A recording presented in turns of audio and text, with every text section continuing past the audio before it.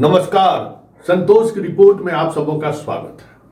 और आज से हम संतोष की रिपोर्ट में चुनाव स्पेशल एक खास कार्यक्रम की शुरुआत करने जा रहे हैं, जिसके सहारे 2025 के विधानसभा चुनाव में क्या तैयारी है, पॉलिटिकल पार्टी की क्या तैयारी है, चुनाव आयोग की क्या तैयारी है और इस चुनाव में क्या क्या संभावनाएं हैं, इन तमाम विषयों पर लगातार हमारी आपकी मुलाकात होती रहेगी। और खबरों के सहारे हम आप तक वो बातें पहुंचाएंगे, वो पर्दे के पीछे की बात पहुंचाएंगे जो राजनीति के दांवपेच में थोड़ा समझना मुश्किल होता है। चलिए आज की शुरुआत हम करने जा रहे हैं कि बिहार चुनाव को लेकर इलेक्शन कमीशन की क्या तैयारी है। चर्चा करने से पहले हम आपको बता दें कि बिहार के जो हमारे चुनाव आयुक्त हैं वो आज स्वीडन के दौरा पर गए थे। वहाँ पूरी दुनिया के चुनाव प्रबंधन से संबंधित जो पदाधिकारी रहे हैं उनकी जमात वहाँ बुलाई गई थी। वहाँ बैठक हुआ था। स्वाभाविक तौर पर भारत सबसे बड़ा डेमोक्रेसी है, तो यहाँ किस तरीके से चुनाव हो रहा है उस पर दुनिया की खास नजर आती है। लेकिन हमारे जनाब वहाँ गए थे प्रवासी बिहारियों को कैसे वोटिंग राइट मिले या फिर कैसे वो वोटिंग करे, इस पर मंथन करने के लिए। ये बहुत बड़ी बात है कि बिहार से बाहर रहने वाले बिहारी कैसे वोट करें, इस पर मंथन कर रहे हैं। जो विदेश में है वो भी, जो स्वदेश में है, मतलब जो भारत में हो वहां भी लगभग 7-8 करोड़ के करीब बिहार में वोटर है। कहा जा रहा है कि 2.5 से 3 करोड़ वोटर बिहार के बाहर है और उसमें बाहर जाने वाले वोटरों में सबसे ज्यादा संख्या सवर्णों की है। यह भी एक फैक्ट है। और चुनाव के हर विधानसभा क्षेत्र की अगर बात करें तो 1 से 2% ऐसे वोटर हैं जो बाहर हैं, आंकड़ों की अगर बात करें तो। इस बार बिहार में प्रवासी बिहारी और ऐसे बिहारी जो बिहार से बाहर और देश के बाहर जहां कहीं भी रह रहे हैं वो कैसे वोटिंग करे, इसकी तैयारी चुनाव आयोग कर रही है। चुनाव आयोग सिर्फ इतना ही तैयारी नहीं कर रही है। अभी लगभग 77,000 के करीब बिहार में मतदान केंद्र है। 1500 पर एक मतदान केंद्र। इस बार चुनाव आयोग का लक्ष्य है 1200 पर एक मतदान केंद्र बनाना। अभी हाल में ही जो चुनाव आयुक्त आए हुए थे उन्होंने ये टास्क दे के गया है कि देखिए बिहार में वोटिंग परसेंटेज बहुत कम होता है, हमें इस बार लक्ष्य 70% तक के आसपास ले जाना है और इसके लिए क्या क्या कर सकते हैं आप। तो भाई लगभग 8% मतदाताओं ने, एक सर्वे हुआ उसमें उन्होंने कहा कि मतदान केंद्र दूर रहने की वजह से और लंबी लाइन रहने की वजह से जो सो मतदान करने देंगे। इस बार आपके अपार्टमेंट में भी मतदान केंद्र खुलेंगे।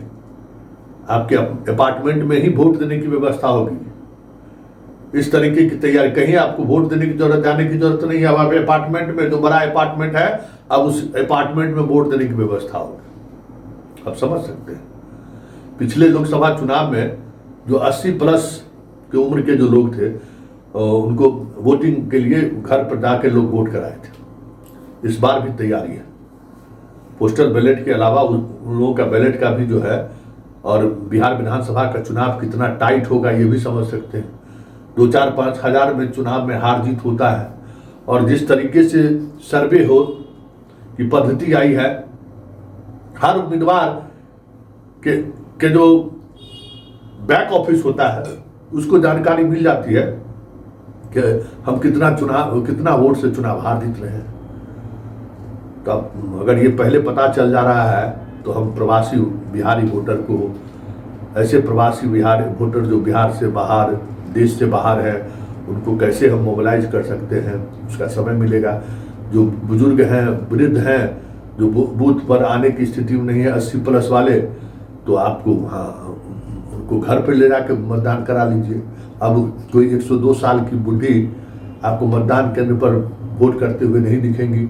105 साल का कोई बूढ़ा आपको मतदान करते हुए नहीं दिखेंगे, जो भारतीय लोकतंत्र के एक खूबसूरत तस्वीर के सहारे हम दुनिया को दिखाते थे। अब ये सब अब इतिहास की चीज़ हो गई। अब मीडिया को ये सब चीज़ें अब मिलने वाली नहीं है, वो सब अब घर पर ही जाके लोग वोट करा लेंगे।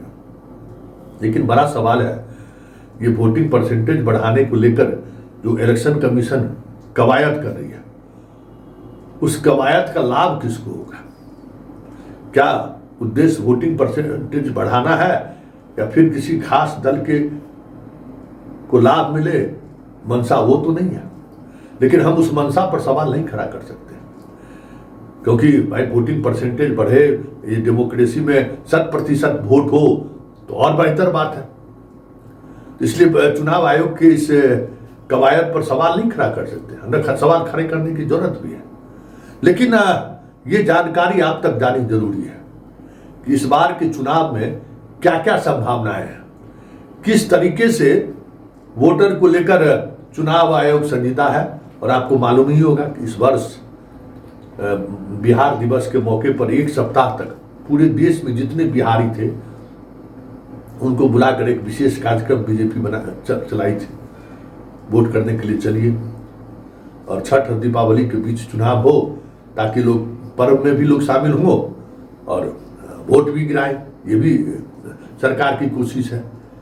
और बिहार प्रवासी बिहारियों का जो बीजेपी ने जो एक कैंपेन चलाया एक सप्ताह तक, जिसमें हर कैंपेन में बिहार के नेताओं की भागीदारी सुनिश्चित कराई थी अमित शाह, उसका भी सफल आयोजन हुआ है। तो अब बीजेपी की प्लानिंग किस स्तर पर है, ये हम इस खबर के सहारे चलाना चाहते थे कि हर एक वोट जो बीजेपी को मिल सकता है, हर एक वोट जो एनडीए को मजबूत कर सकता है, वो वोटर कैसे वोट देने के लिए मतदान केंद्रों पर पहुंचे, उसमें चुनाव आयोग का सहयोग कहां तक हो सकता है, पार्टी का सहयोग कहां तक हो सकता है, और बूथ स्तर पर जो हमारे कार्यकर्ता हैं उनका कहां तक सहयोग मिल सकता है, ये तमाम चीजों पर एक्सरसाइज चल रहा है। चुनाव आयोग तो अपना वोटर बढ़ाने को लेकर, मतलब वोटर परसेंटेज बढ़ाने को लेकर ये इस तरीके की सोच लेकर वो सामने आया है। लेकिन जरा उस सोच के पीछे इलेक्शन कमीशन की सोच पर हम सवाल नहीं कर रहे हैं, लेकिन उस सोच की वजह से किस पार्टी को लाभ मिल सकता है, जरा ये गौर करने वाली बात है। और बिहार के चुनाव में, जो पिछले चुनाव में मुश्किल से 12,000 वोट का अंतर था एनडीए और महागठबंधन के बीच मात्र, तो किस तरीके के 2020 के विधानसभा चुनाव में कितना क्लोज फाइट हुआ था, इसका अंदाजा आप लगा सकते हैं। और लगभग 40 विधानसभा क्षेत्र ऐसा था जहां 1000 से नीचे गुत्थम गुत्थी था। 10 से 15 विधानसभा क्षेत्र में तो ऐसा रिजल्ट आया जो बुजुर्गों का और पोस्टल बैलेट से ही बहुत सारी चीजें बदल गई। इसलिए हर मतदान केंद्र पर वोटर पहुंचे, इसके लिए आपके दरवाजे तक वोट लेने के लिए मतदान कर्मी पहुंच जाए, इस बार तो कोई बड़ी बात नहीं है।